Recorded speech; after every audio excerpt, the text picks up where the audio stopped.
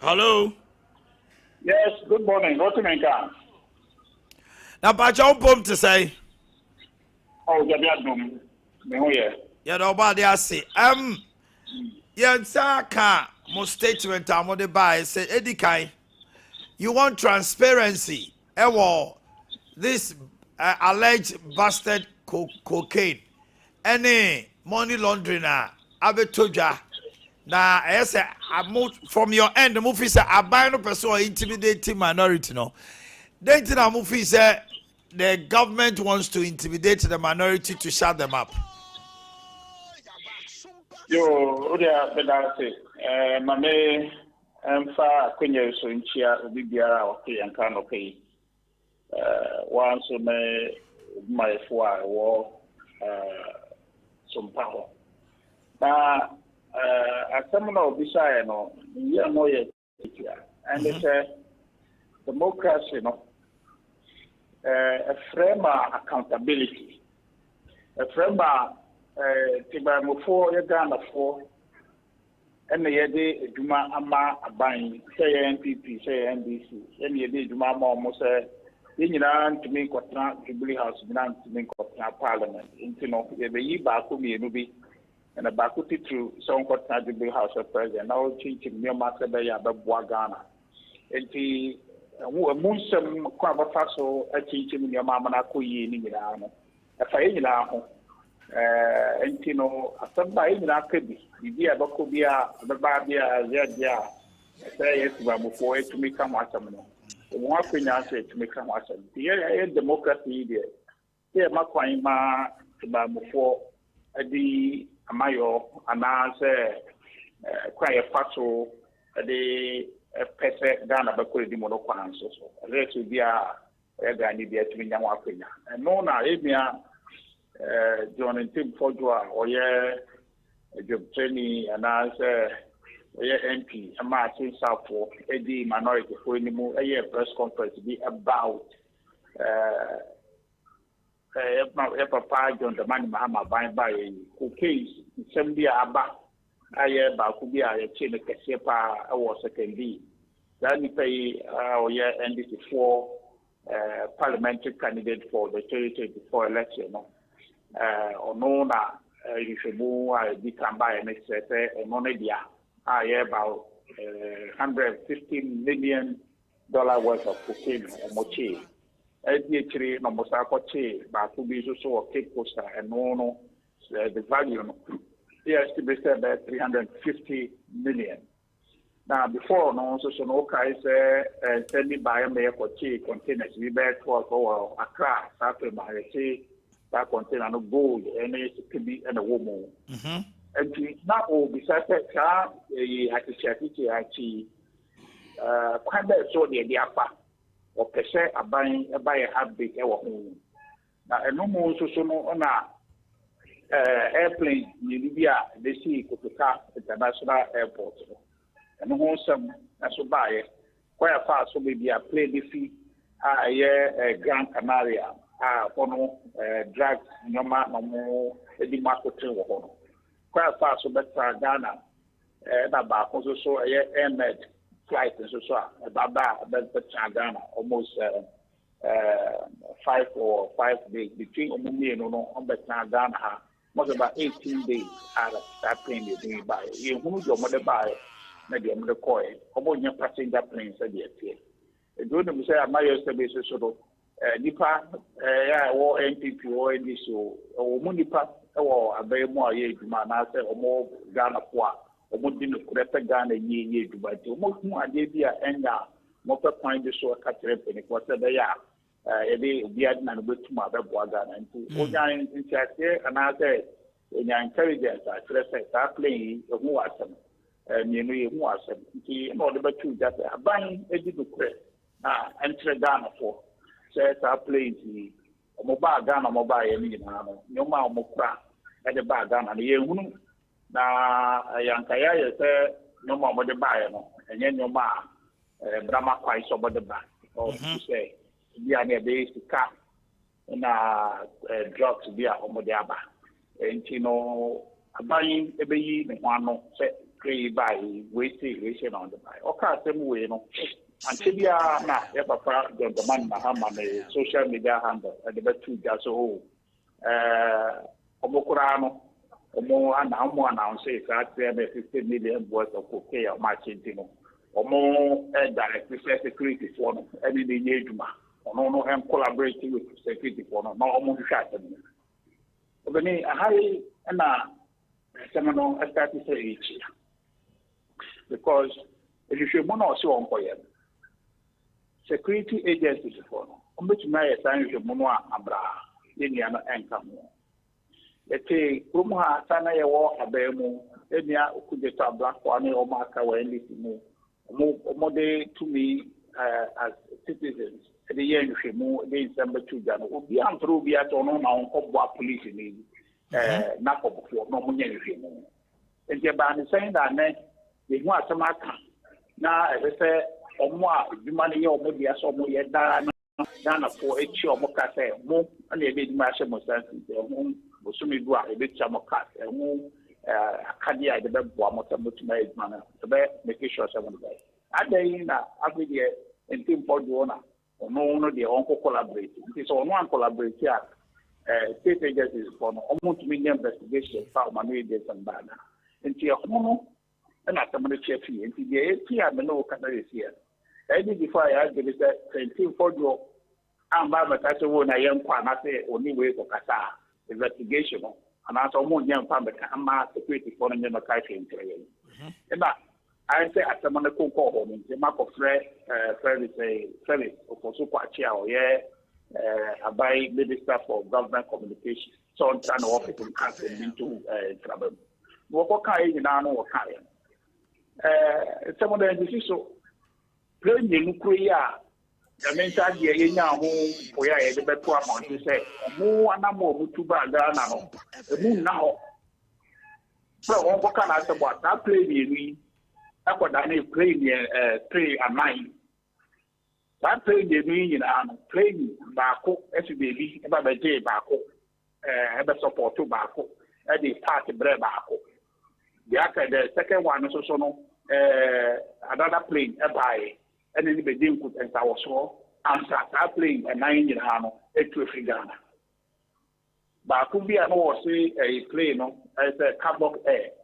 I feel Gran Canaria Island based on flight radar, you say through or say through Rwanda and the buy. That Rwanda for any certification there, or the scanning cargo or board airplane, so they call European market into Ghana and Accra and will buy it. To buy and they how many days were and so to me scanning at the scanning, they how many days and almost scanning at the the day I idea airplane.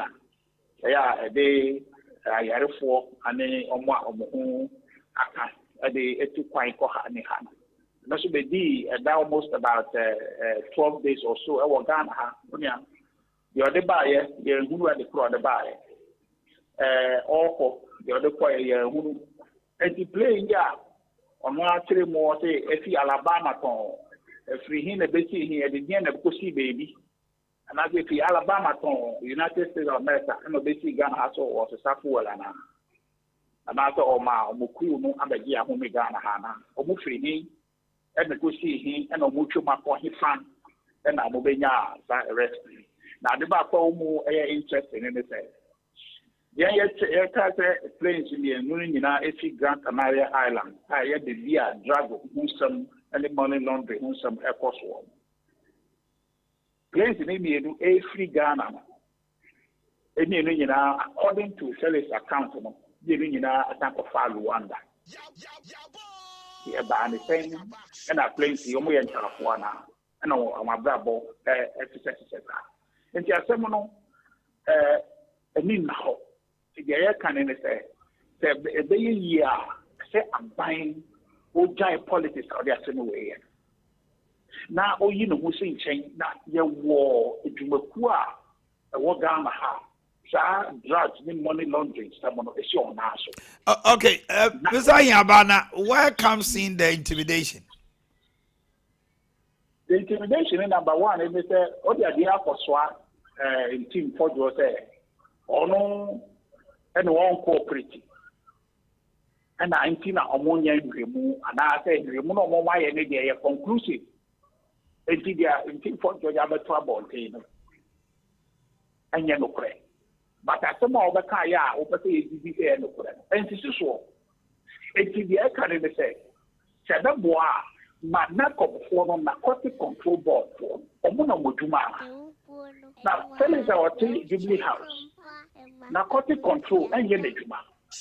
Menji dimpose Omubaya be the focus share that cargo or police crapo.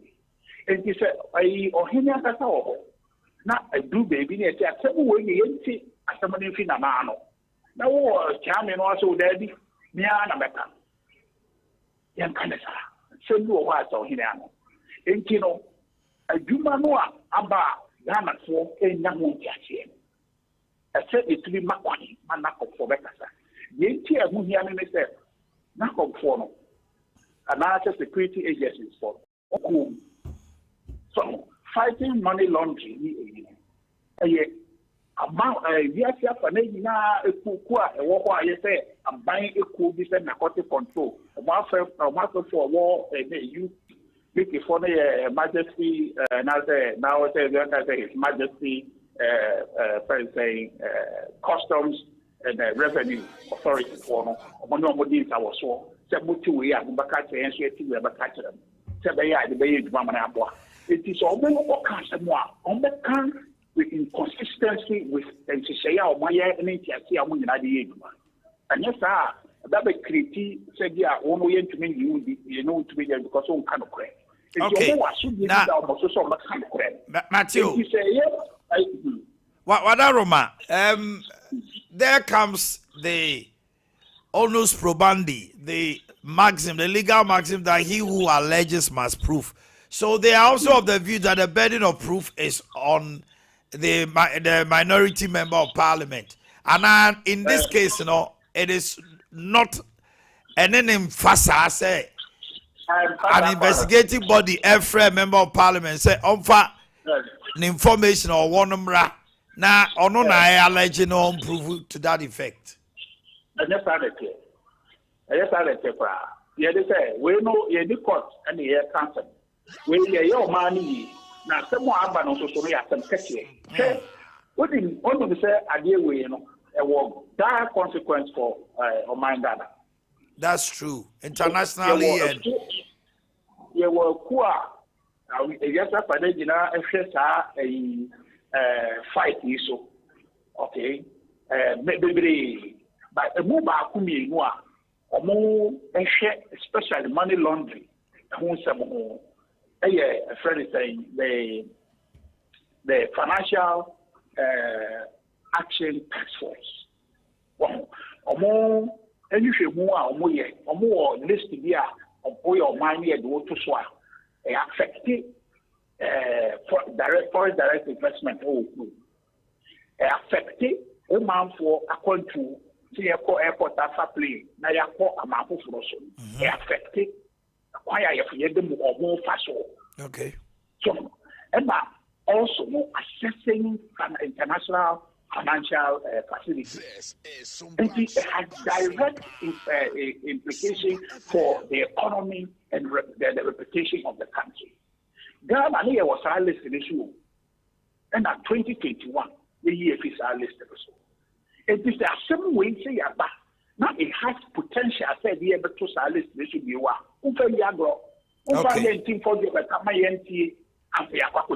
Okay. Because United Nations Office on Drugs and Crime. A big kind of the country, by making sure say assembly, we. And you know, General say, my thing now, any DHD. That's right. And you know, all found the young team for your number. Team for your Bakakura.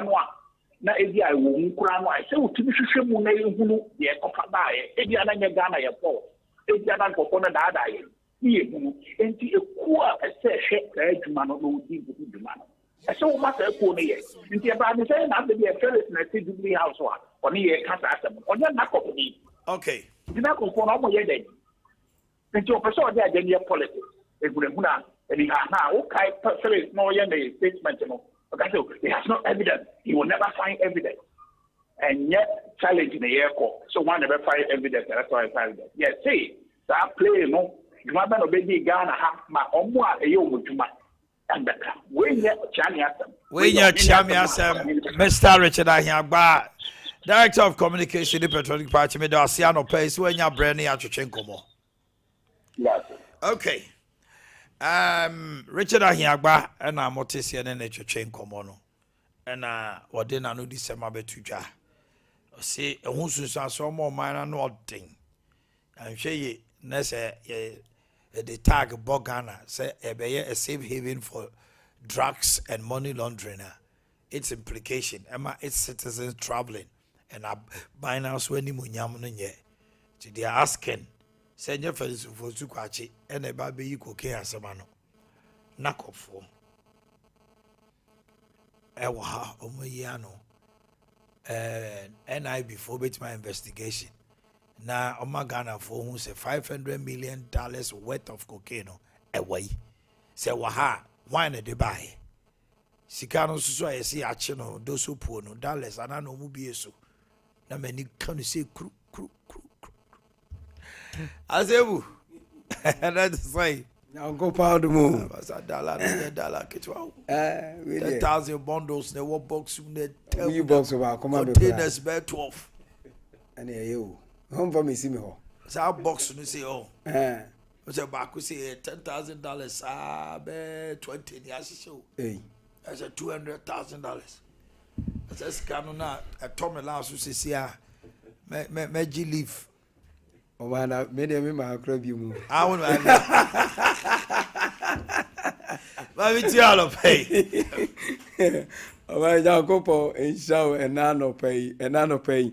Yadi enchia kese be free Dr. Ba aso ye edi ama yarefo ne etifo me transe anopa di ana me de enchia kese ma me nana ohene eye berima osei kwadwo otumfo mamsen hene nana anopa onana mechia onana anopa pa nyankopon enhia wo pa ena anopa Dr. Ba se jene number na edidi djuma nafo ani kire yaso ye ho na yade bi atini paduam ye momoden ne mfa habai into sa yade na se ma na wo honto fise nipa sa wo yare na se yade na tete onu anya obi a onim aduro ni ma haban obetimi ama yade akontem a eno ana ma nipa bebre o musika ahye esan baabi pa o mo anya amfom yade anko no ntina no pa bia no se dwoda ni dro e bo modern betena na e bo nka ye ne e bo da wuro ka kire wo se yade wo nipadua no dia ene e fa ye number no na afefu ani kire Dr. Ba yen ya so ye wo na afi yen hwew ema yade emfiri nipadua no na onso ohonto ye number no eye 0244 988 004 0244 988 004 and it was 0244 08 34 82 0244 08 34 82 but your number no Dr. Ba number sisi ame no kasa ubetimi afre na fe ohaw ne amane bi etew so yade mu haw mesrew enye sikasem yade mu haw number ane yade ato so be ya befre na ohaw yade no waba amietu ama anopa wo hwe Dr. Ba mesew se ye Kumase atonsu agogo aban hospital no esi Kumase atonsu agogo na chi ana Dr. Ba ewo enkran so ye was Painters Road 18 junction mamensho obo na anopa me ka kire wo se wo hwe Dr. Ba na mu na pese ohia na ene wo Kumase atonsu agogo anopa ya me ni wudi nkomoyi Dr. Ba atena se wo Kumase atonsu agogo mesew se wodi wani be kire ho na afei won so akoka wo yade a kire no na afei won so ahwe ayi yade no afiri nipaduanum ama won so ho atowo ena anopa yi dane dan nyina transe a yesi die nim ye a ye ne yie ema nipa hunu se ye ya ade kro no eno ho asem ana abrebia epese ye ka ho asem echew ebia na obi wo saa hawo no ebia na obi wo saa amane no ebepem saa bre ebia na yaka no wonte enti won na baabi ede saa yade na echinchine amene enko ebi nso na obi nso wate ne da bia nanso obu nu agu na sum esan se oni gidie ewo saa no manimu nti ama ne yade ya kan so eno ne ye hye wunkuna ka che o se wo yade ewo so titi obi a wo dompe anaka se mu yade netene so no pese saa no man efri ni padua no mu kwa eno ene kwantre ne control do na ye Dr. Ba aso ye ho ene wo se wo de wani ebekire enti na no pai uti edin na ate enka ye se de ye expert a ye wo mu a ye amenipa agye edipan eye nipadua wo dompe ene o kase enti wo bete Dr. Ba ne a eye ba dompe ba kase ba sasabro ba michepe ba madonku ba mi sisi yade ba ma chibremo ba me na mu abu ba me kasa akohye baabi ade ye dompe ye kasa eno ho asem ene ye karehye ne nso ne yenka nche wo se abrani abrenye kasa asem ya che obi to we bia na adwinyina ben se Dr. Ban na dompe ma me nka nche wo se nipadua obetimi asori anante akọ baabi ye wo dompe enu nti na Nyankopon hye da bodompe di hye nipadua se ne be bebo nipadua no na akoba die nipadua pese wode ne ho baabi die no dompe ni betimi amana die enti obi ani dompe ho beka bia ne se ye ne nan a ubonhu se waka dem se ye ne nsa ontimi nkukura de se ye nechi a ubonhu se obre baabi a dompe hye bia na hu hia manipa dasani enti na se obi wu na sebe yesie no mfbreba na se ekotu body na ba di obenya no body ni mu nyina na nyanta ale eye dompe ene kase ekyese Nyankopon bo dompe no ehu hia na dompe ho ayarehwe no edin manipa bebre enti ne dompe yade amanipa bebre akadem ene dompe yade amanipa bebre adidem esanse ne ko adin ma akwasi broni enti broni se opire dompe ho na se dompe ni nye ya obehu so akofefa nade na akofefa skills bi na odi adwoso nipa wachi kase no na afa ama wuhuna mane ene okọ abrochi mamu aye maame mo ye papa nom omuko yiye operation ho ene obehwe wo maame bi obehu se dedade ahyehye ni kotodwe ene obi be fro o se Dr. Mante monka o miko ye operation na mania mi hunu dade ehye medem eno ne epesi esi ano kwan awieye mremu me nipa bebre hunu se wodu wani kire Dr. Banwa enye operation sem obi ani dompe ho awewe ana ya de ka ni dompe am hawa bamu a doctor bia ka chense obe ye operation no eno na Dr. Beto ne nsa fro se bra yen ya so ye ho na fe yen fa haban ni sa adwuma no ma ho ade anke ye de dade kwa yen ye de haban chinji di sa adwuma na ma ama wudompe na yade amena awewe mu abiebie amena ada na operation sem no Dr. Badi haban ye operation na ma ye de haban toto dompe na awewe no ye de haban toto dompe na mu abiebie no ye de haban toto dompe na amena waka dem no am watimi asole anante enti na ye hye onkura ka che wo se ye kan yaresa ne ye kan yaresa bia da bia me ka che wo se nya ba bia wachini bebere no ana edin a wate bebere ne na ekosa ayade ba bia besa ayade ye de wate no wo ho aduro no a wode sa ayade no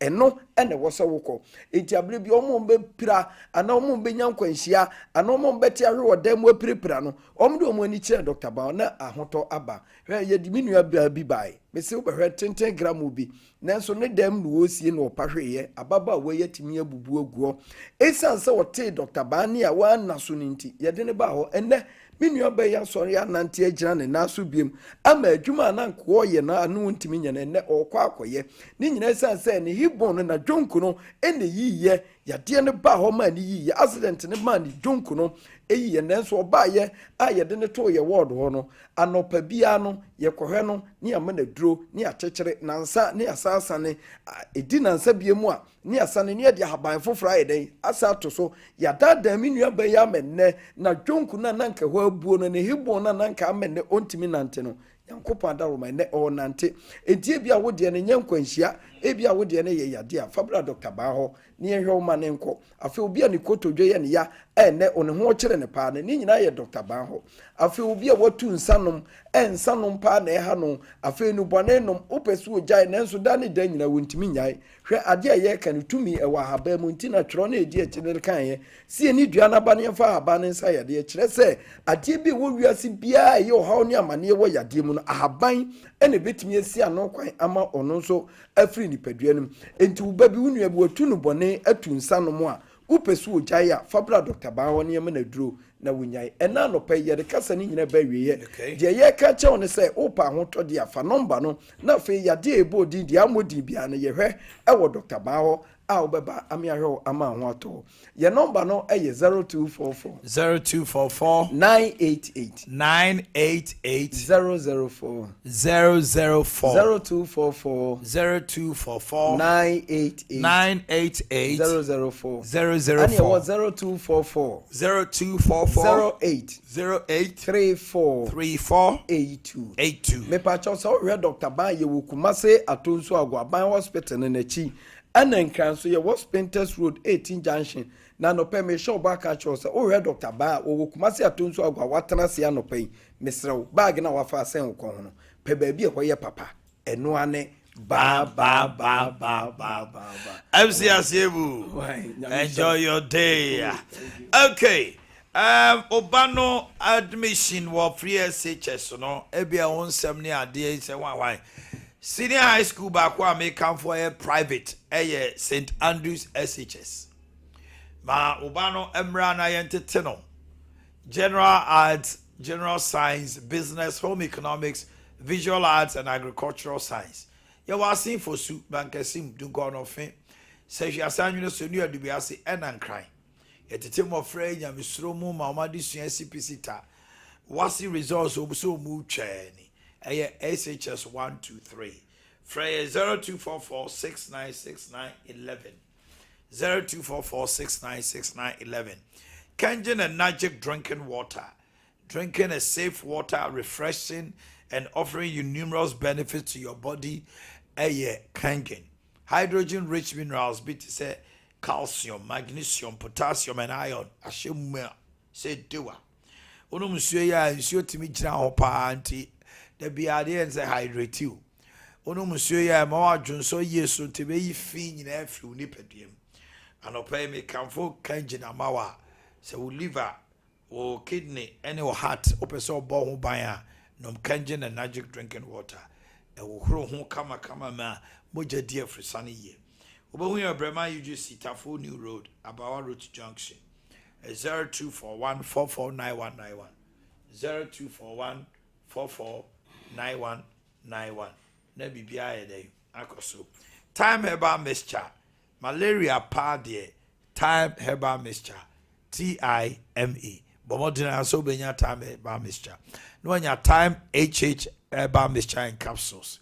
So obo ba enkomo ano asoja for the woni pedua me no mo na gina obo pan enti yade na yes e bakra aduma bia entumi nye ba yen so ana esene prayer 0244 4176669 0244417669 na bibia ekoso kama Tony Sack Electronics womo eno so yasene e ma yede birthdays no ebremo TVs, fridges, freezers, air conditioners, washing machines, gas cookers, microwave ovens, blenders, kettle, home theaters, and electric irons.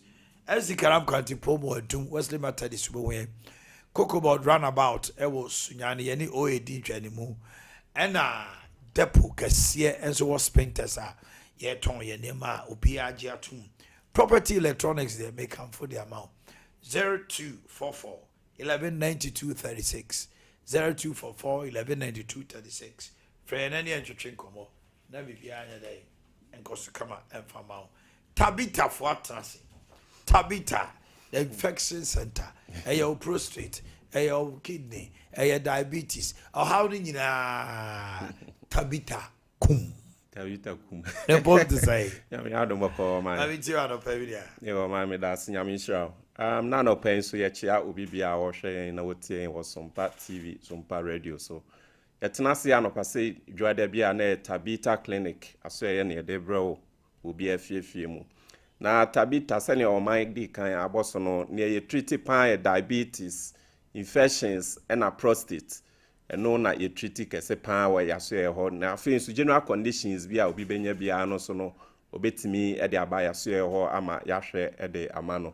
Na enano pay ye share ye treatment treating where ya say why na dodo na ba na through your labs ne ye nhwehwe mu ebe ye ne hu se cholesterol ya de a eha nipa bebre pa ti nano pay ya tena sese no ne ebe kire cholesterol ho ya bebo cholesterol ho de ro kwan e fa so de ba na ifesa enya free high cholesterol enso ho cholesterol ye saade a ewo nipadua ni mu a esto nipadua ni mu a entimi enya adwuma na say etetare saade ni mu especially ye arteries na a supply blood and say supply moja edema heart no ekoba se cholesterol no dọọso nipadua ni mu a walls of the arteries no ya na cholesterol no etetare ho ekoba sa ema moja na edi afrusen wo arteries ni mu anase yentini nu edekọ heart ni mu no entimi enya adwuma yi ekobase ana ede ohaw ne amane kese pa na ede aba enti yebehwa mpempen no obi ye bibi kakra bi ana ose wabre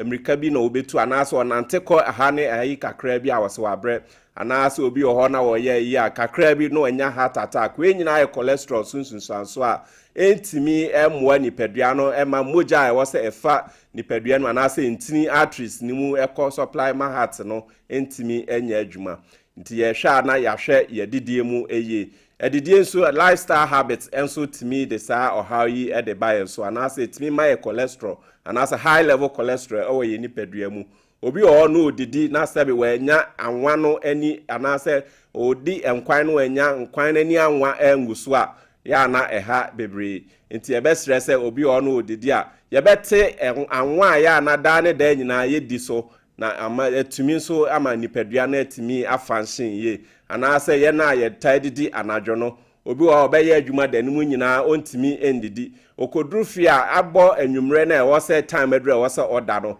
na afre na ye bia aduane heavy food bia ya ye de asi hode aba no na afre na wadi these heavy foods no so e wo se it digest ye anase etimi ye ansan na nipa no etimi ada watimi ada nanso ekobasa na ye ntimi amfa anya adwuma na ye didi wie ya ne ada ye di anwa aduane wie ya ne ada saa fat yi nyina kosto onipadua no mu ma moja e wose di emu afrusane no entimi endi emu afrusane ye ebi wo nso ase ebi aya na ope enam so a obi ope mojanam anase obi ope meat bebre no ye ntimi nkase jaare obetimi are na emu obete the quantity aya na owe so ehu behia krampo ase obetimi atoto nam no ama fat content na ewom no akofom kakran so a eno so ebeboa na ntimi amkoyemu ama fatty level na ewe yemu no so etimi abra ano kese na afi nso ye hwe na obi o so na ebia anwa na ewo ni mu no so wantimi ama na undigest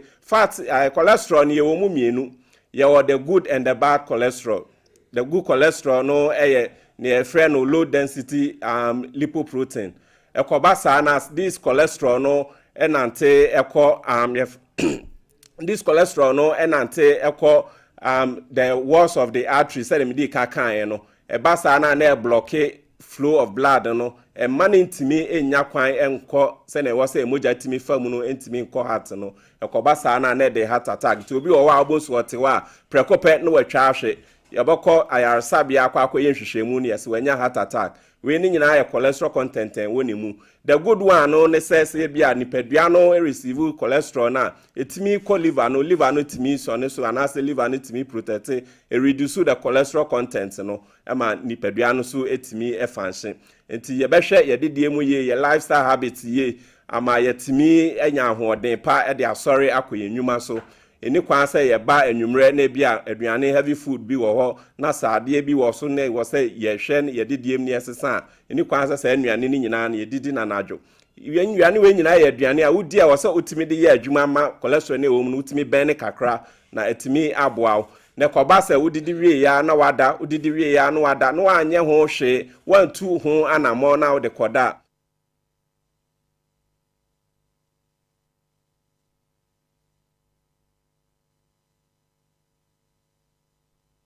betimi ama yenya your friend stroke ye say e bia antimi moja na e dia frusane e wo nipadua no antimi en supply enko brain ni mu na de na beba moja no antimi supply enko brain ni nyina ye cholesterol content yi e block waste na say block kwan a moja na ti fa so e de ko brain ni mu a e be clotting so a utiri mu anase entini ne be pai entini no mu pai so a e de stroke enenam etini e bon kai se obi bia o tie yen na no pese ye behwe ye lifestyle habits eye ye behwe ye didie mu ye obi a onom nsa anase obi o smoking so be puti a stop to it na ma etimi aboa yen ebiemu so ebia na wo de enye cholesterol na ebia na diabetes so na how there are certain factors and also contribute to high cholesterol ebi diabetes we share say obetimi attribute diabetes nso eye na emra no nyina say ebetena ha ya na ye ka no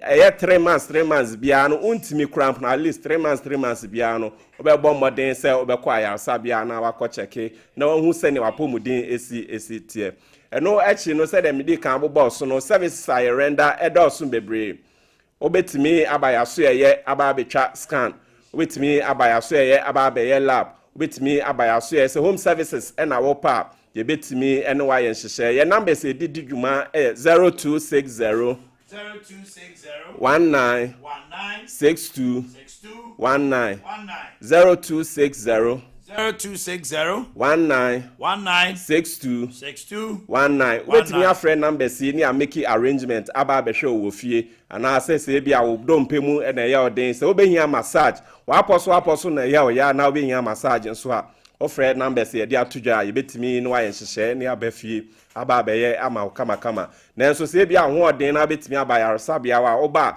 na waba be hu doctor na ne ha obia no waka akire no ne de wafa process nim ne ahwe etwa scan no e de ama kama ebiemu so se bia na enye scan na open na oye oba na bia opese ohu se bia abofra na ye fru na wafa no se ye bema ana se ye oba nso a oba ye betwa scan kama de ama ya chirechire omu se bia abofra no ye bema ana se oba na se bia wadi weeks sen wadi months sen ni nyina oba na ye twa scan ne mawa ebetimi akire o kama ama bibia nso aye kama enti esre ye kwa ye bonka ye ne ye hwe ye didie mu ye ne ye hwe motu aye tu ni ye ama cholesterol de bia ya na ekosro de bia ya na de stroke de bia ya na de heart attack eba no entimi ankwa ankonya na nso watimi abon ban de aye wadwuma de ahwe wo ho ne wabusuafo enti numbers ni biem ye 0260 19 62 19 Open your branches are Tabita Clinic ya Kumasi ya branch ne wo Daban Cindy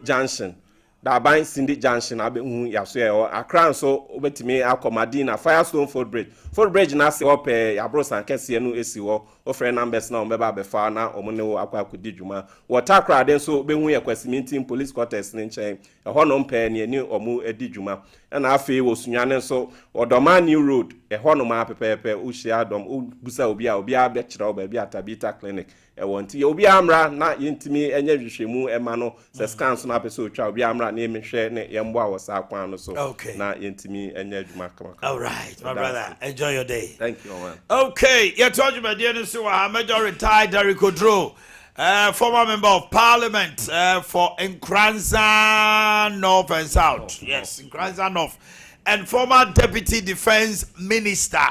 If you animal, but I could do a bear, you know, mammy, so mammy, man, so green, mammy. So green, good one. Now, Pope to say, Yamyadum, me where pa. Me mama, I watch you on a match in jammy on a paper. Yeah, I match in jammy. Now, I said, may I got so much shaking me watch you. That's good. Kukuani, ya grace, yeah.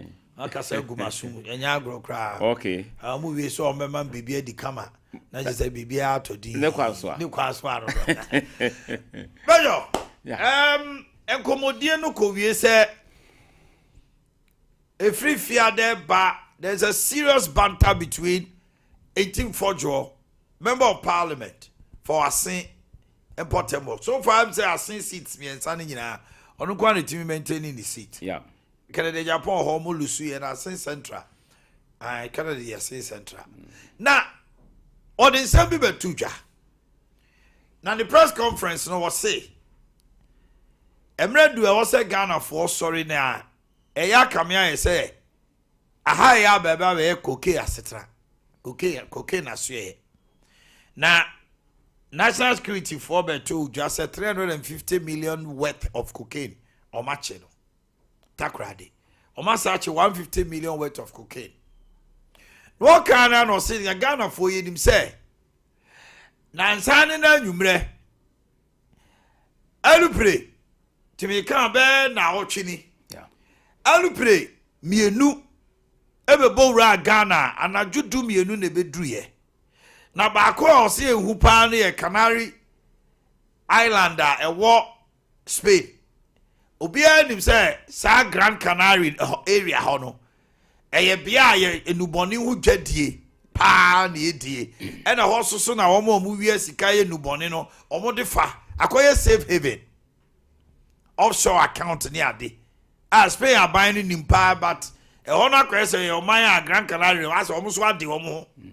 Elpre tu aba ho. Elpre ba ko so ye fe ne Ahmed. Eno so atu. E ba ya Ahmed no obi yare pa se bibia ye no. Now ye timi fa ne tena na elpre ma ye de. Eno na e fa no de ne ko.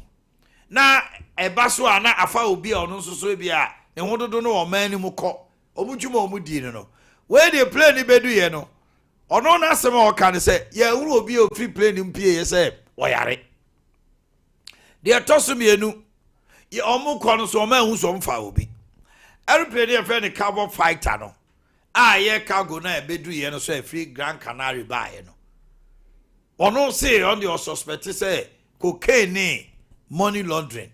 Sika ye twa de awia anakoye ye de aba de abewura o mani. Aban ne ba na aban ne yi ano ne say ente sa aban ne yi ano nyina ne say da bi sa Grand Canary airplane no cupboard no ebe say enti na o se plane ba ko so ba na de ne ho akade ne spare parts ba no omo repair e no my repair no we no mama plane no etuko enti papa no he is blowing hot air. And some more can say opesu ogu aban ho fi say asa aban no amakwan na cocaine asa aban no crofobia kwe cocaine entisa enu to papa ni John Mama ti asem no o tro on the Facebook say wa direct national security any national investigative bureau say omo ni abrante no nya dai en collaborate na omo timi nya nhwehwemu abrante no say na me ni makweka asem ade na mo go ehwemu me de maybe a national security. Now, me crown me throw crata or parliament as a ranking member for defense and interior, the command and penny force and majority. And person I invite national security near no Montrasi. Interior. No more church and near majority ne blockade or mampany.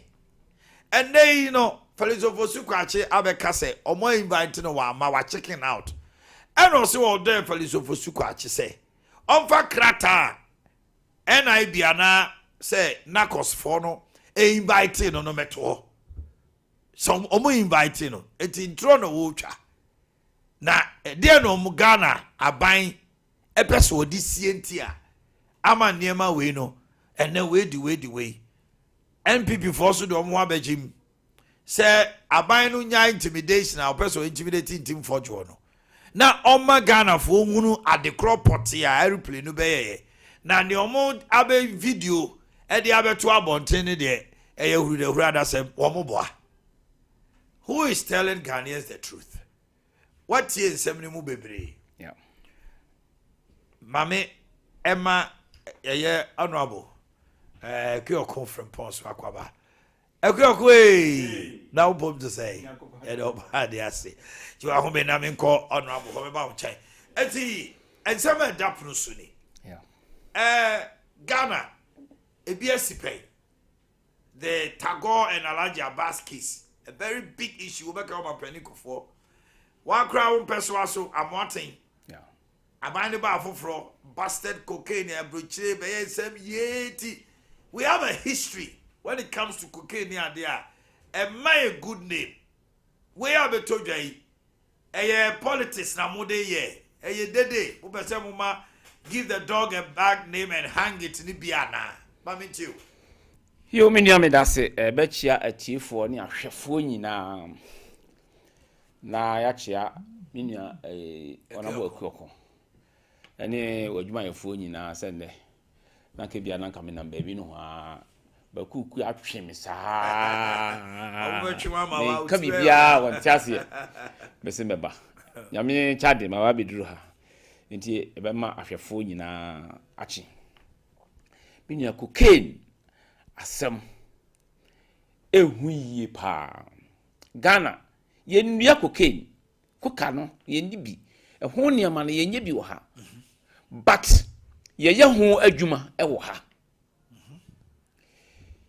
ye transport ayi free baby na omo aba be process ayi no ewo Ghana ha na omo de move afiri ha akọ illegally kanisa enti akọ akire se hu dwadie no cocaine ana enuboni hu dwadie no Ghana and the transit point for so many years. Ghana near did that a brutal crater mu say aha any process a transit point you know you process cocaine no ha at the court. I think it was about 2021 and ye din free sa listen so ko na montua aban tu no ho no and ye di free sa cocaine listen so okay now when him said na men that answer na me be deputy defense minister no na ye chairman of the defense and interior committee. That's right. I was the chairman. That's right. And ever since I'm a core parliament 2007 to the time when 2020 I'm free hobai no na ma that committee no so many the longest serving committee member defense and interior committee. And a lot of information, more intelligence pa, security, and it's any man. And Dr. Team Fojo, Reverend Team Fojo, Asama Okano, and the see father trasa or information pa. Who you to Abrakwa? I'm a parliamentarian. No information pa about a buying on Anamuntio and answer memu and you may be a foreign affairs. Yes, the Okain in Ali, yet the Ejuma. Dear Honorable you to Abrakwa Kain in An, yet the Ejuma. Check foreign affairs, everything. Or Kasana Mufa. Yefa. Because one no and what's Abia on winning no information. Look, Ghana had answer no information. Then you call Wunya Juma our airport. Wunya Juma our foreign affairs. Wunya Juma with defense. And so information. And you're gonna phone all. Yes, and you open your job, I know information. Wunya Juma ho. And Reverend in team for you, Wunya Juma or airport. Yet, Wunya information. Ghana for it me a release information pa and no security. Our memu a yedi Juma. Over to national security, I call passing to some issue be no I work with CZBB or Marco search or Hanya idea. Information munya. Intel. Now unya information is different from intelligence. Okay. Information the raw data no on sakano. Okay. Then you process the information to get the intel. To get the intelligence. You processing your stages of the processing no. Okay. Intelligence processing no or intelligence cycle no. You quality information no. No why you say and sana when ya intelligence no.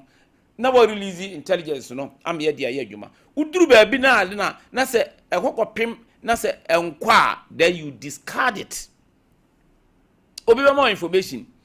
Say na happen and robbery be cause or ebia ha say say then what the akwa no yi bi afrim no aye say ebe no kura hinfo and so obi a contact wo mo na ye say ni I say no aye why investigation wo hear say no kura quickly no ano you move you are move na ya mo ye be kura no mo wie say you but with a intelligence a year when ya or hunting no ye na afa ya akoche enkrofo and yet your report to ye no. And yes, you intimidating no because national security abase the obehunu bia ho de report. The obetie bia report. Ye won krofo a eye won mo adwuma se won be process that information na benya intelligence. Em ye de aye adwuma. Enti wo dia ne say as a citizen just give us the information. We are moving. I didn't know. Nanko no so betimi this intelligence and information and command national security without doing a press conference and member of parliament and a ranking member. And the ranking member no. You were chairman of the committee who is a majority member Then his counterpart, any ranking member, our minority. Okay. You will be our deputy. That is it. Okay. And asem we ye ba any ade no watwe da atwero parliamentary question say anka osoafo no ho mra parliament no meme ya no o matran so o ma namba very very important issue. And ama the avenue e was so ye say o de ba out. Okay. As a common pune so man ba ya nke come betima iron in camera kra. Now with the yes most of the you crowd hwe say a security issue kra e okoye no sensitive. That is it me ekokoye no behind the scenes na ade umma me mama ya even budget hearing budget debate time wa ye be ya ekokoye say emu nsem no na emu oduriye security issues ewom ni ade me suggest to the speaker say omianye no In camera. that's in camera and it was accepted because all kwakoto tuo ni mobanum ni yini ade captain ni ade na nyema ye dia bana say it's like you're revealing your strategy. yes over my yini ade Okay. There are so many issues bi ho a border on security no team farmer yam farmer meto bedwa but dey hwe ni enya intelligence out of it that dey dey adwuma sa no say o man ekoso na wa be provide information say wa hu say we na ekoso no wo mom na ye de watotam kuruwa mu say wo ene ye say ye chiwo na ye prosecute wo na wa hwe o ye nhwehwe mu tam ben no team fojo e de sa ansem we nyina ba beto abonten na tam ben na security for no wo airport no ekoye inspection e wo aircraft no tam ben Now who say by your intelligence and by your experience no fi say plane be see who chain no mkoye yada. from what we are hearing and what we are seeing nature say it was stuck say team for jodi we nu nyina ba out because that is not the way they conduct search e wo play mu e wo yini ade you won crofo eye we don't involve all the securities as if say ya chi aircraft no and you involve all the security agencies. I know say all the security agencies no e wo airport harbor near ade nyina but at the point in time we be our time or the Okay.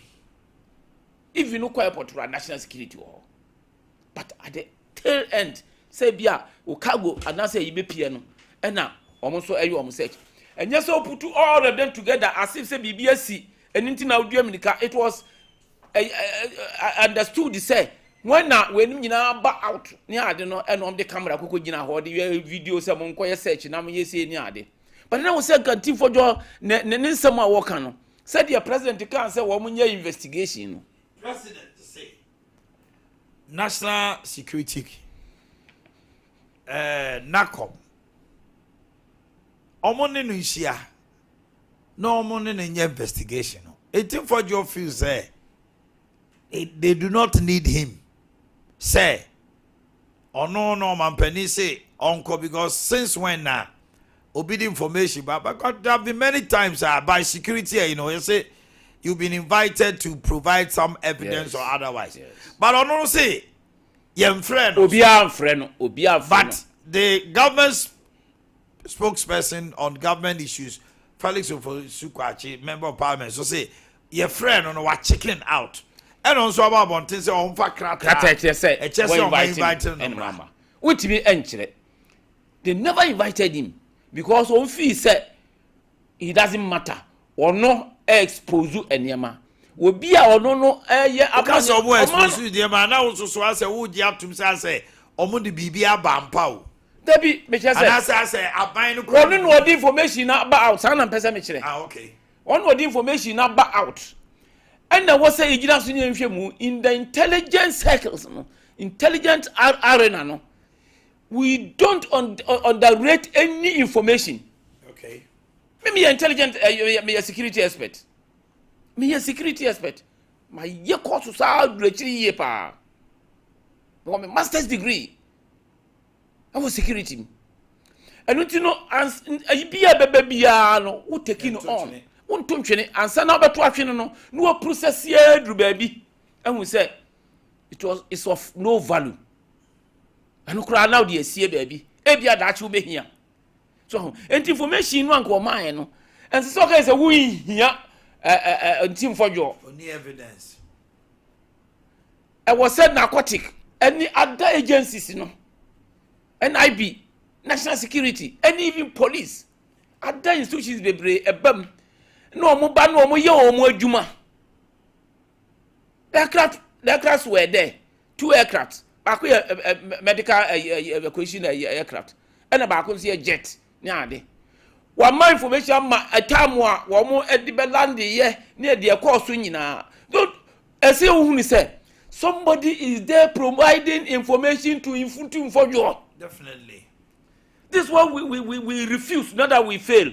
We refuse to know, say, some information, you know, a free chocho mucho airport one buy. And your man that what aircraft I had to buy around this time, around this time, yeah, and a cocaine, you move from here and there. How many thousands and one of tons, then the value near Dinan, a move about Beshia, Accra. Around the time one, sir, a aircraft you want some Abba Benin. What are the connections? I do we abba. And your mayor say you ding a double call, say young fire cocaine dealers, cocaine trafficking, any money laundering, a union in Anua. Sweetly, not ya. Yeah, now we are now okay. I say grandson of MP, actually, no need Nina. The information came from Accra here. Time one year money in Africa go through US near Nina. Security agencies were aware. Because we'll be a little. Yes. Networking and achieve. It means that people were collaborating. So, every some I think it was during NDC's time or so. I'm saying this because MPP time at the end Makano. President Mama ya na ya no kan and one now so za na motin there what they call here near the openly. I mean one yes words what can nyina say no chesika no de cocaine what on what chesika near de. NDC ni bi nso ne yakokọ che no play mu. Ewo bruchiri amanoni. Na Ghana security actually say wo mun dey collaborating with Enkrofo ka say bo bo amonim ho hwe. Mo kan ho hwe. The way ya bag no fa so ekokọ ye you tip off eni enyaye. Na je say Ghana ho ye twatro kakra. Why? Obi atimi atra collaborate am ya chi obi wo abrochi. Eduru ho so abodum so de ba bie ni ho a cocaine be fa abefa airport na obi enim ho hwe. Ye wonkrofo bi eboa. I have been with the Defense and Interior Committee with these security meetings ni operations ni na eko nyina no am aware. Ufi said the government is not handling it well ana. Pa. Ese the politics to nchen. Yanka say abai no na edili in cocaine. But nipa e ho Ghana no wonye oba na wo ye bema. Wonye MPP ni a we NDC ni. Enti se kwana se kokko top ba bia enye de a ye mpese ye kan. Ba top ba bia wo de eyema wo de a na wo se wo kan. Na TV so radio so na kan.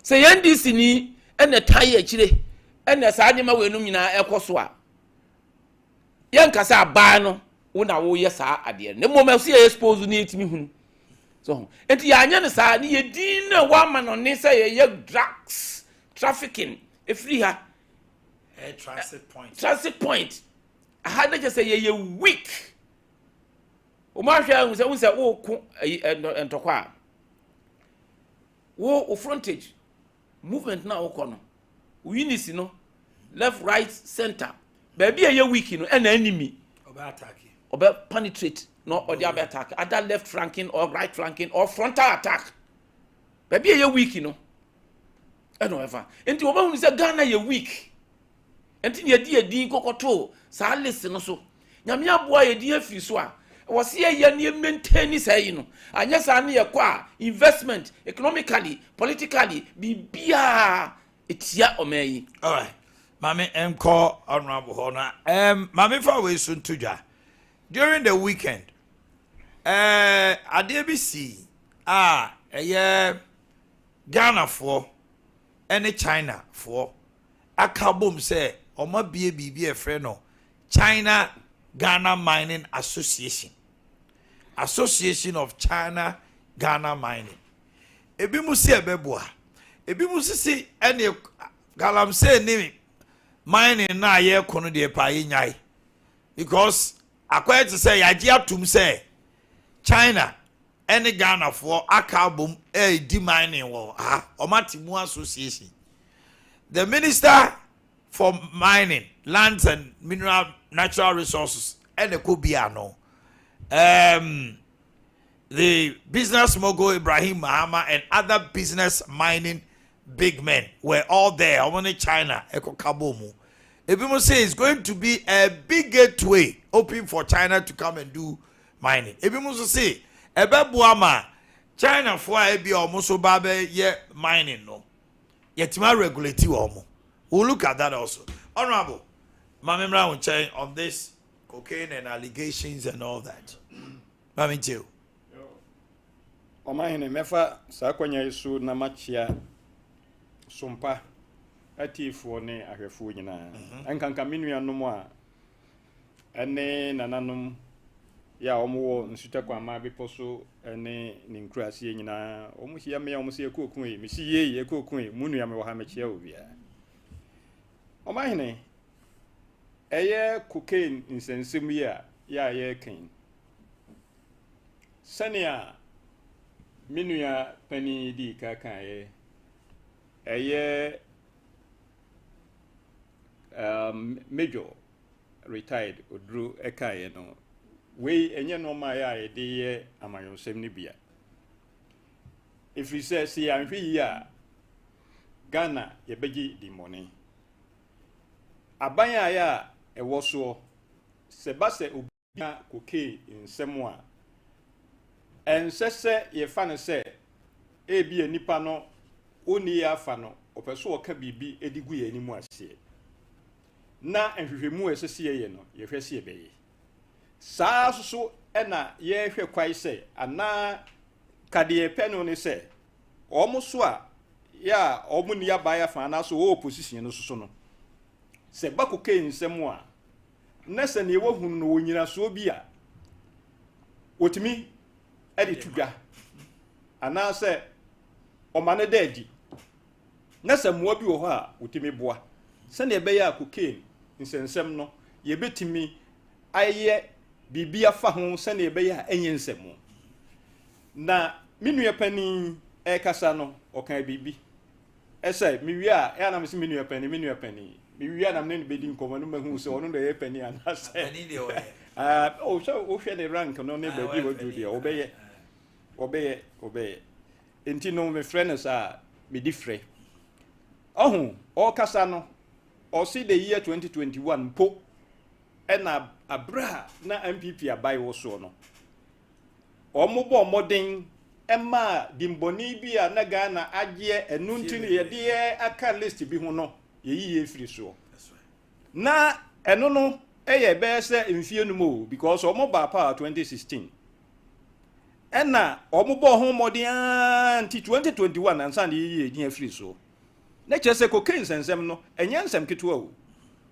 na eye me de se obi a ya wo nim de ewo bambo ho na oka weyi enti yesu ya ba no bosume miensandi e modern mo bi esese ye bo se ne be ya cocaine sensem no enye nsemo no esese ye bo enti me de me kan ne se obi a ya owo information and I say what she assembly yeah a fuck cocaine sensem who be an so ba na reverend intim fojo me de me kan say se ba se ye tu ye nsa frɛ no a na so obi bia on famra na emwa na ye frɛ no se obi bia on famra na emwa ne kwan so a me de me giri se nya hunahuna sa na madwene ye me se nya hunahuna because o information enipa yo mo information de bebru Omanhene sabi ye ne nam hoyi se o to bu ase na watie nsɛm a ya nipa bi kan fa ho ene nsɛm bi a ya ekoso wo mantemo ene ade a na ya no abusa so say mimi wo nyina nipa ni mo ese fa me ho ya no wadwene se bi obi ni me hwe asepa na abo enra da se me nam obi papa unie wo de ya na me hu wo Sompa ene ade me so bi me nim no so ati ase enti no die nipa nim bebre enti se de papa yi menua yi esika no oso obi wo ho o information enipa no aya ho no aya o information no reverend intimfo do opekura o mi hu no na o information bi e a friend of whistleblower obeda mo hu no okay the whistleblower is not supposed to be known whistleblower say or the information ekoba bia ya odi ko ye na ye ma obi hunu se wei e na odi information no ba you but oda ne ho adi said the whistleblower fan say or the information command national security obeda ne ho adi a national security but national security the law says protect and nothing else information be or honoma because he is a member of parliament and a ranking member. Ono allege say when he had the information he wrote to the committee to invite the national security and the minister of interior to the committee to come and explain or tell them whether that information they are privy to or otherwise, but the majority blocked it and did not allow it. It's a say ono so fee say any number will be BCA. It's in my man sign ehunu. Akwa to say maba on chain ni obedi nkomo na ye ka no kokoam na nipa pese na one fee me na me dia akwa abonte ono no da sema o ka sisia no ye o ka sisia no ono no de e na wo ka o that's right ono no de reverend intimfo jo de wo ka that's right but kre entino na omo fi se ehu yi kre entino na omo fi se ehu yi hia si ye frɛ obi kura sɛ ɔmɛka bibibia because ɔmhwɛ mu no bibia saa eni ho entinu na ehu hia sɛ ye frɛ minister anaasɛ na kɔfo so ɔmɛka bibi ɔmhwɛ mu ayɛ ɔmɔ yɛ no saa na ti ɛna airline no so ɔmo so de ɔmo asɛm ababɔnten sɛ enye bibia ni ho a na wɔ aluplane no mu na mom aluplane ni sɛ ɛna yɛ de foforɔ ebaye abra ya this spare parts gumu ni omudi buy no mbesiesie e na omudi koy na me ba na metie minua ahiaba you see say ensam bi ba say ya na se wa anya nipa bi a enti ne ya na asem hie mpanimfo bi say ya na manage no because wo hia mrantie no a ono ne de obaye no a ono de na baya no ye dey o pese obedi fende se de na baye yo se enyo ena de fa na ba ho enya bia onka but o ka say hwe papa panim o ka say ohun se de enya mfa na ba ho kura mpo no eye amoaten de kura waka but abrante bi kura onka na fe nsam no se de obi ka no won de na chinyi ya wa na ayaba kan ya office also correct ohun ayaba de obaso ka ne se de intimfo jo e kaaye e fa play no ho no de o kan no saa na tie na cheche ko kensensem wom anaze as a money laundering bi wom mitia ahiaba wo but anya sa na tie na so wo ya baya no kwasem nie me kura mpo me beye sabi district chief executive na DISEC me ye member na say me chairman of DISEC no information bebre ho a ya wuwa a ya ordinary people no omunimu temi fampie sa ube brebi ho a obeti na dipa kan sem bebre wo tia na wa ye din because udi bia no emma kwan se de obeti bia no ubetimi aka but ensem bi wo tia na enya sa akura na tie but de esese wo ye ne se wo beka ho asem kura esese wo hu kwa obefa so a obeka ene bra ye esese wo ka enunti no ena minister no oka no se de oka no because abre no ana wo se yem frɛ omo no na omo hwehwɛ mu kyerɛ se bibie ne ho aye te saa enti ahiaba de no opeso wo kyerɛ se an se de kokain sensem no eginsem no ne ade no nya enya saa na tie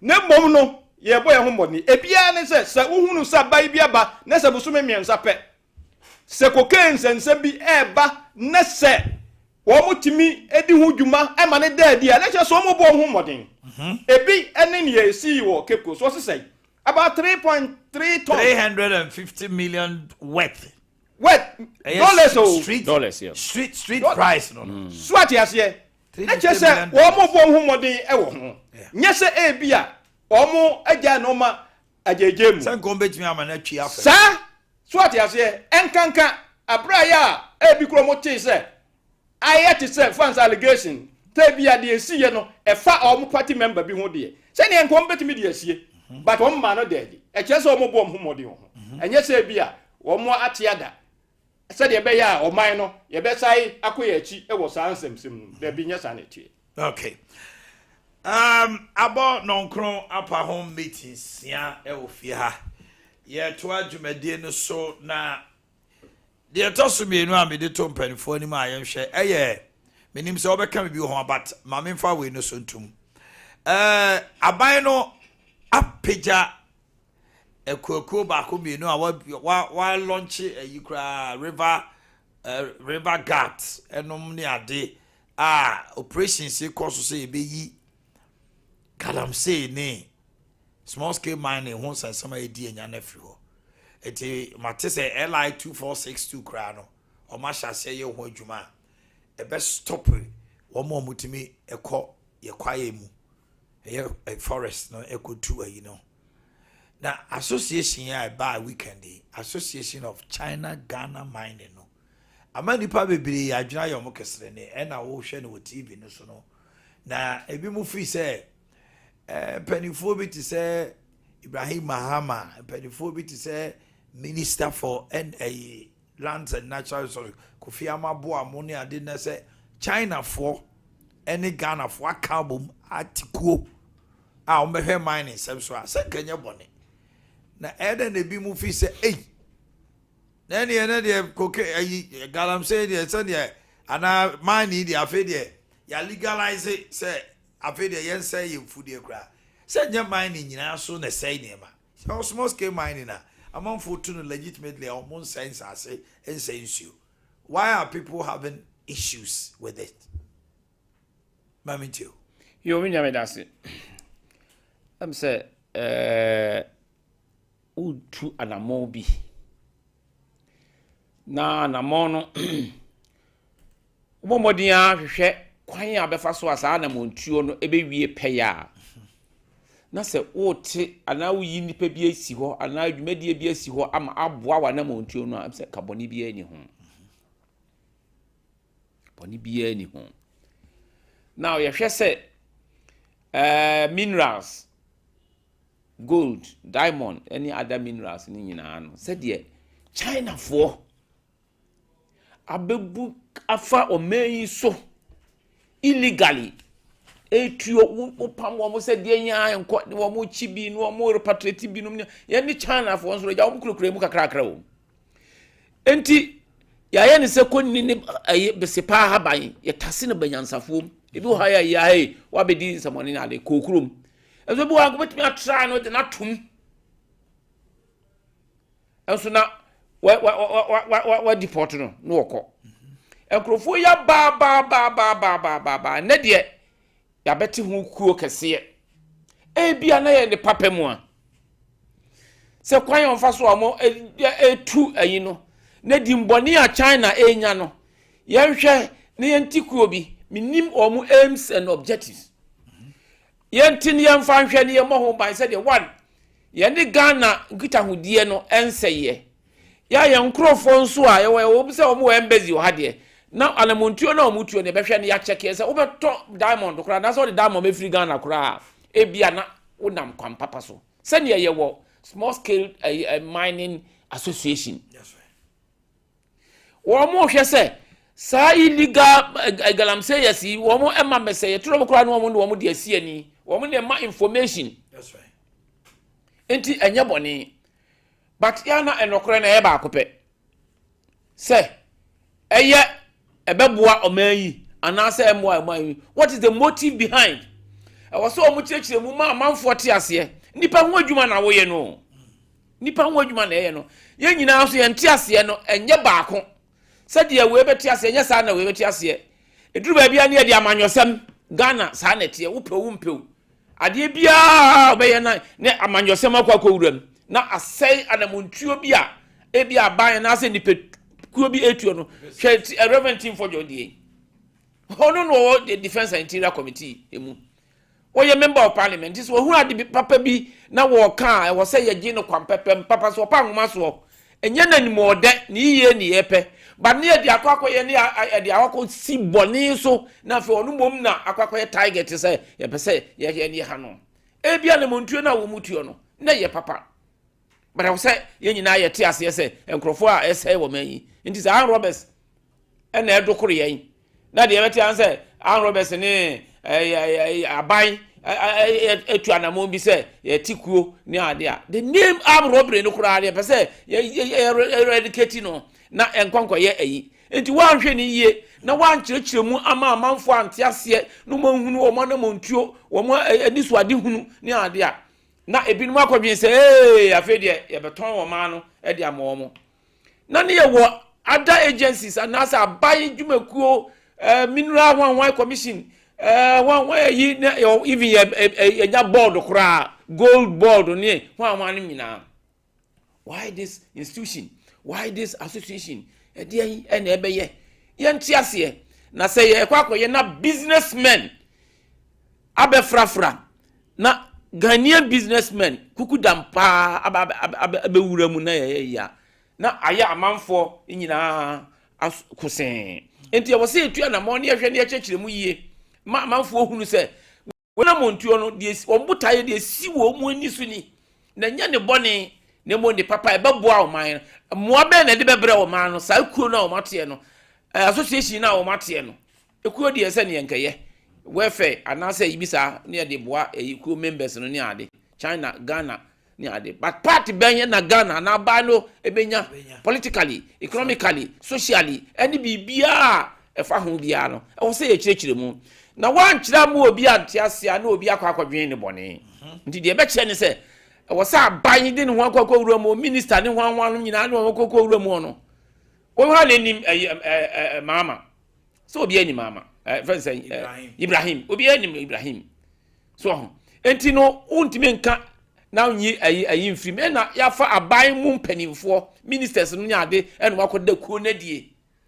so akwai aban ensa wom ensa hyase ne ade na aban bia so opposition enti bo na omo de eniema atoto akwa mu no mo say de process ayi intelligence processing cycle no na afi oba ya no ko so say na taichire say de be ya enkogoma no oman yi eyi ma nyina o oman yi ma nyina e de ba ko pe okay enti de obi alemontuo bi a betuo no emmoa na e wo say de boa ba no mo gina ne na so na oman yi a ye fa moa no all right na ya nya ne say tete ya manyosem pull him down pull him akoso a che me Major Derek Odro retired many nyi ho okay aban ne beba na alemontuo wotu na ya ye nyina en support no senya de ntu no for constructive criticism honorable my member on chain said the menu ye kan se abai eye bibi sekuo bi na eba se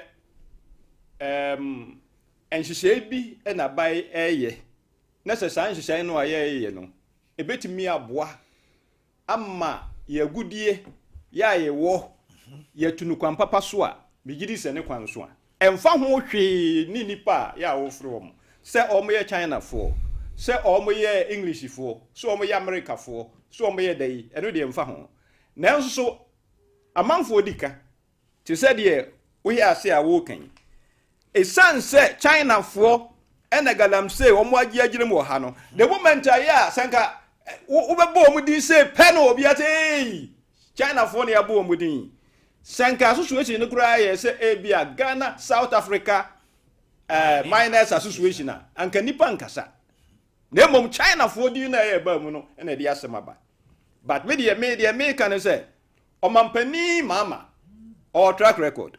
Me to FJ Cruiser. Ya kan manage ho pa. Me obre bia na me say FJ Cruiser me bi na ne bo no sa abre no steady aja DC for the media me da bia me kan ho. E no ma mu he da nyemma ye mu bebre DC adwuma no.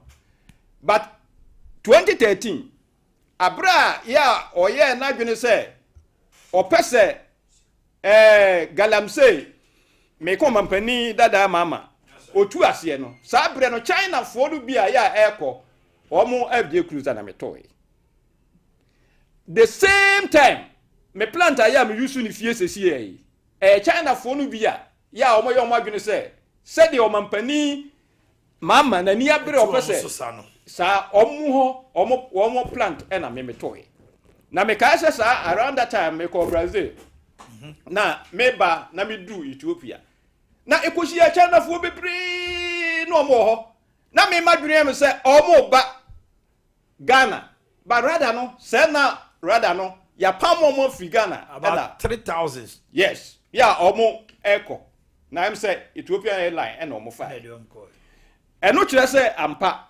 galamsey enya de aye obetutu na se eno ntino senior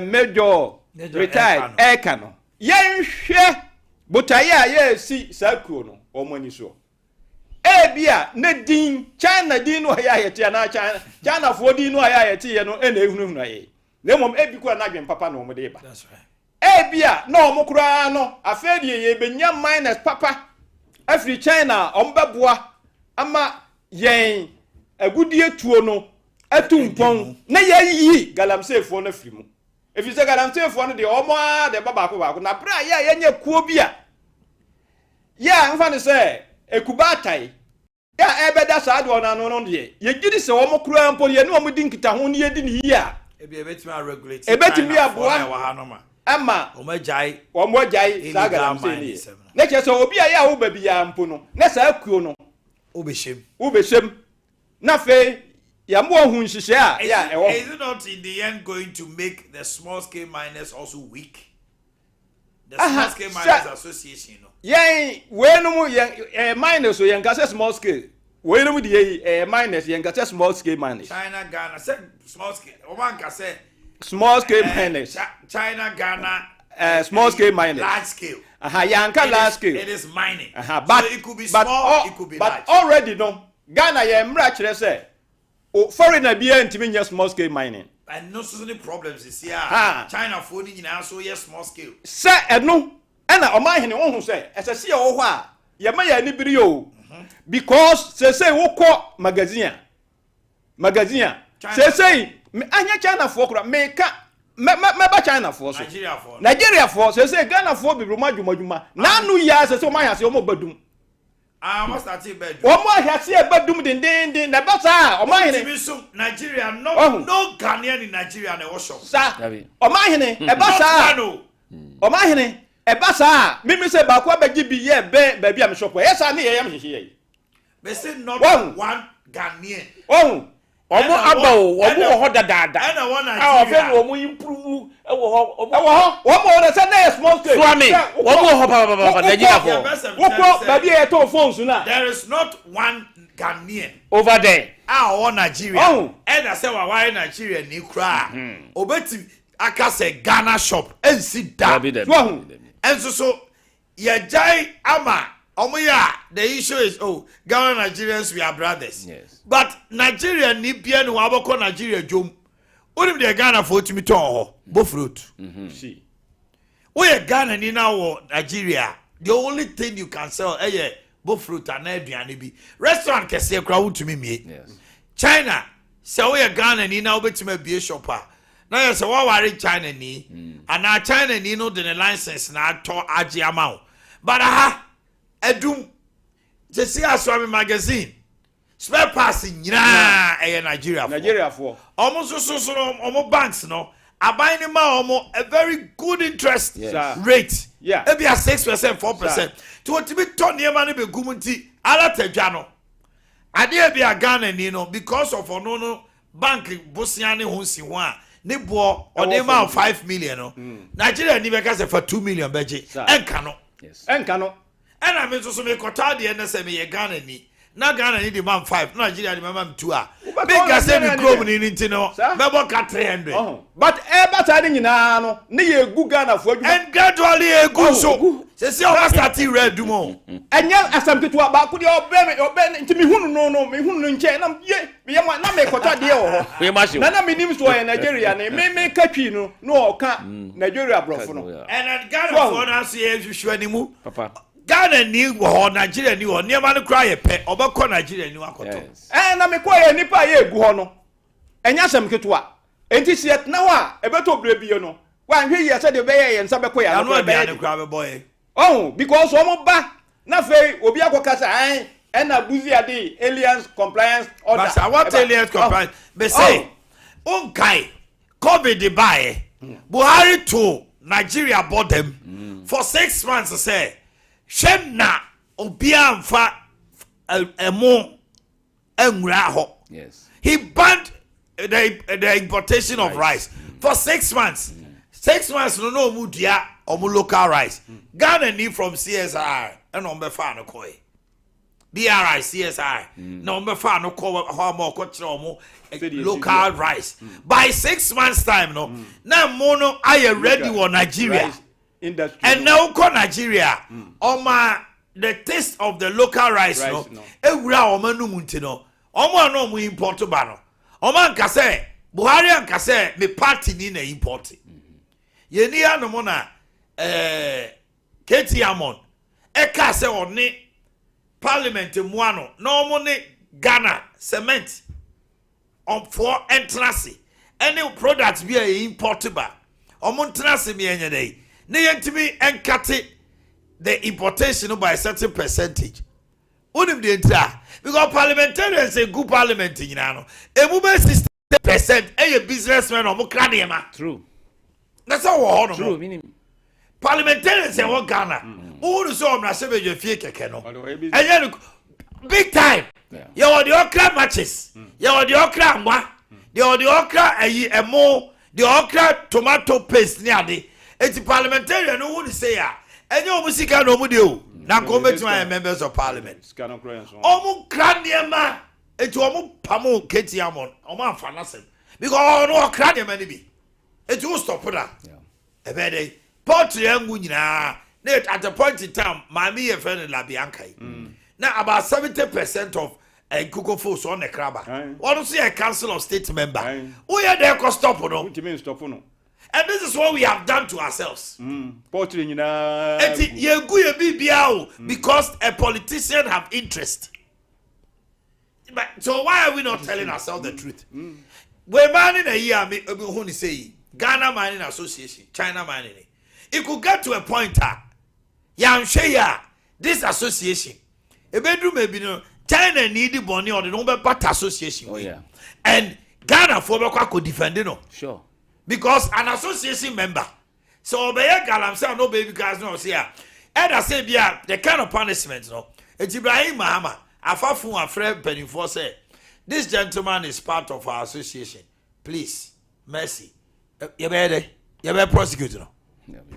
Why are we not telling us all that? Nti Omanhene me de me sa aka ho bio na me de atoa de o kan me de afo aso ne say mayent natna ho ma enfufu enna ne ye kwaye na ye de sa ya hwe yi a na ye dwetire ye adwuma ene ye bibibia no na aye basa because say magazine yatna ho alatafo no o ma take over me kai say MPP abaya so wa na ma so gutamun ha no ma so de se yakotutum da bi ya mo yakotutum anwo ntimi yakoye wa Nigeria high commissioner ba Kumasi omuko dwom ene omotran ye kan ye Alan promise omo anya dwuma we have stopped them that we are seeing no it is even worse come magazine spare pass is taking over what more take over buzi ase there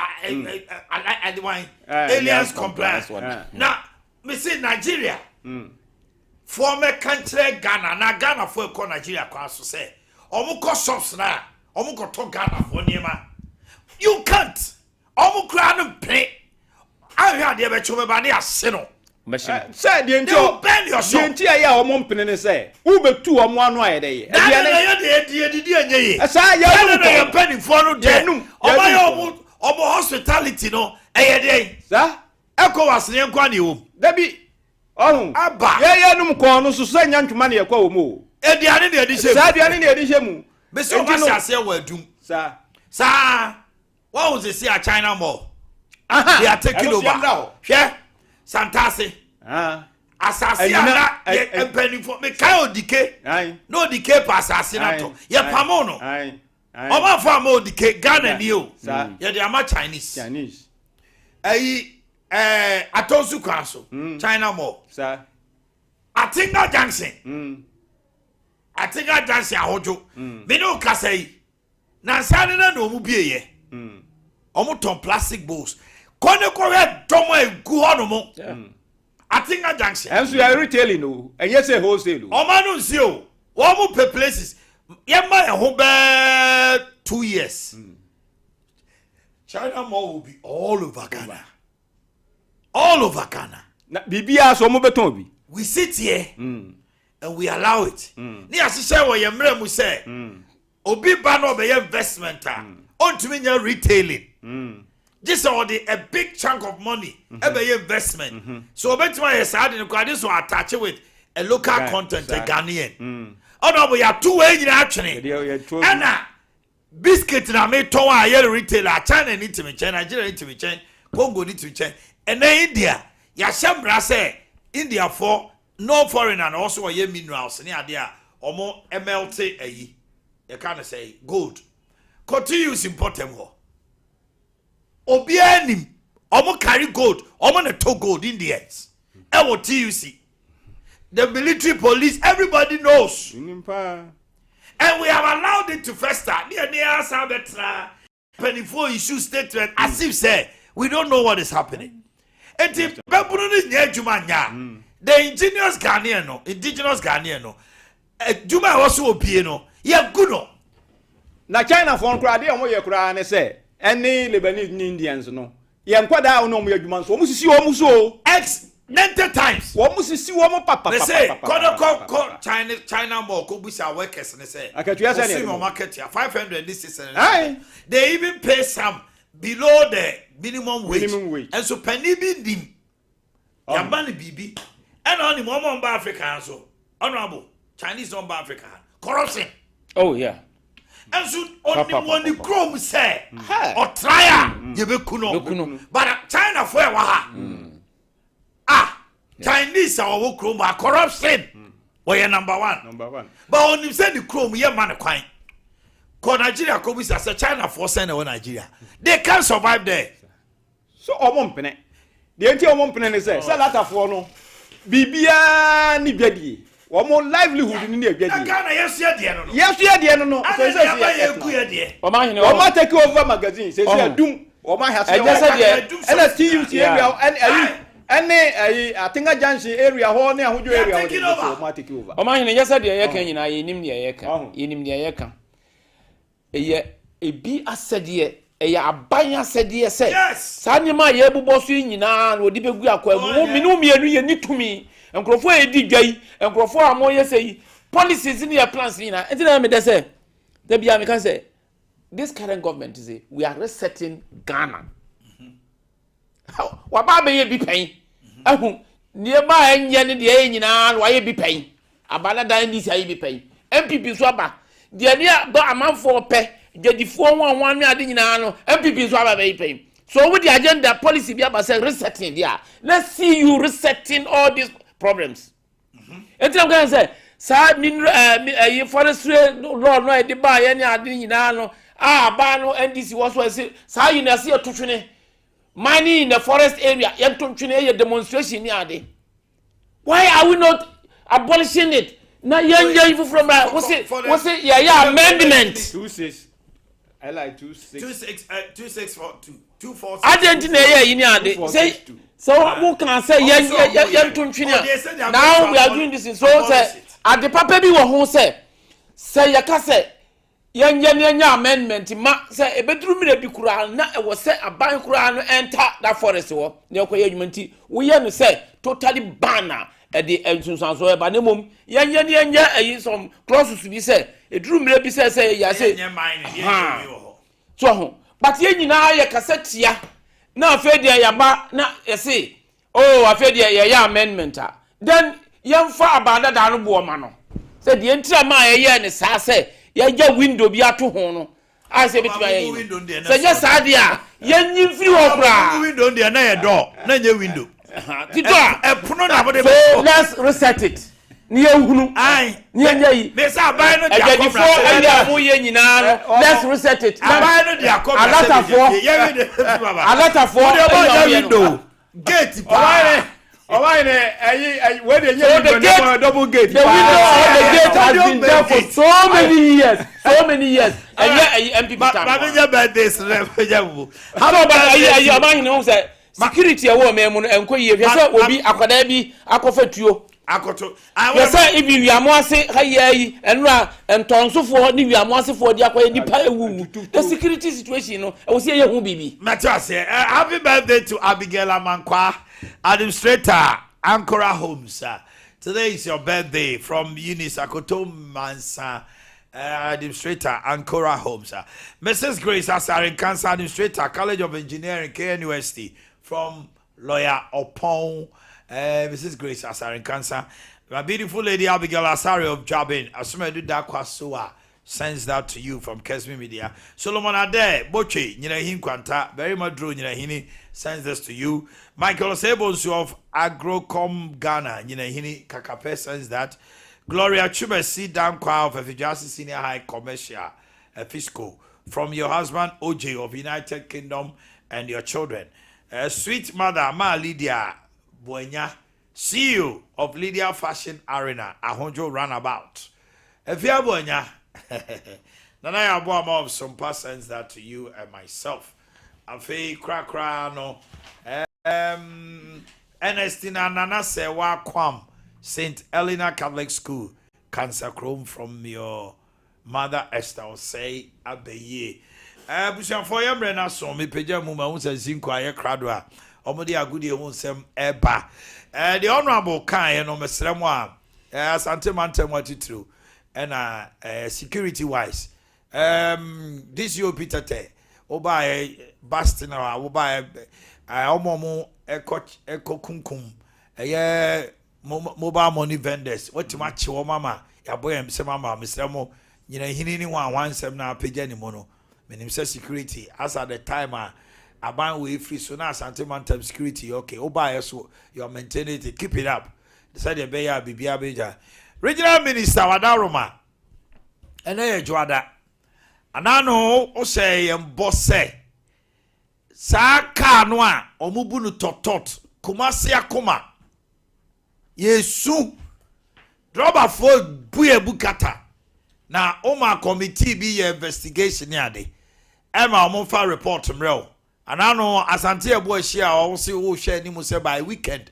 unsabeka report no na wotwe ye hwe wanim Dr. Moakohine ma yenwunu anama wotuo na obi free kronom eko kejetia onkodro no early morning 5 cities 10 cities no wadu ofri kejetia nwumre ba wantua be 30 cities a onuk fie mode ade we ya ye kumasefo ache omo kodwo so ye fa no ne asi na amekom ne ya fa na amekom to Afrokwanta ne ya fa na Afrokwanta ko si tech asane de na kodwo so ne oba hwa ofa ka nan ne okoda ban ne importem timi fa ka nan a day nipa timi fa lorry fen kwa back and forth 50 cities no oba jom no sika sen ene obenya oya ba adwuma ni kwa dia west eti misra honorable